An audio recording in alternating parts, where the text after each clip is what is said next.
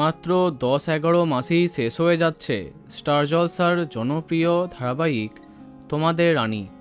ইতিমধ্যে পুরো বিষয়টা নিয়ে সমাজ মাধ্যমে তোলপাড়। টিআরপিতে এগিয়ে থাকা একটি ধারাবাহিক কেন এইভাবে শেষ করা হচ্ছে তা বুঝতে পারছে না কেউ।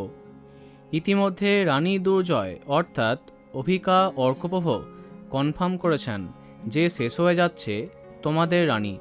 কিন্তু সম্প্রতি এমন একটা বিষয় উঠে এলো যেটা কোথাও না কোথাও আশার আলো দেখাচ্ছে তোমাদের রানী দর্শকদের।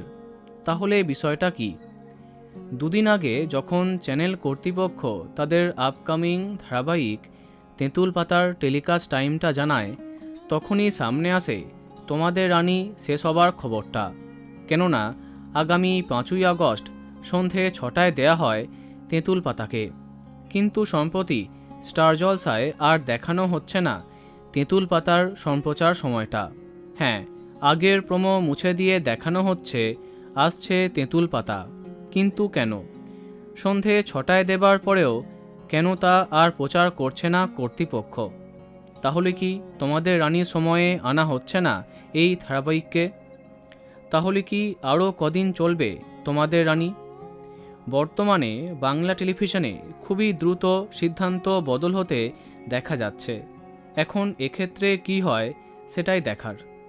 তো বন্ধুরা, এবার তোমার কি মন্তব্য কমেন্টে জানাতে পারো।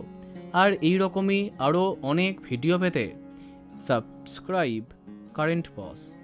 ধন্যবাদ।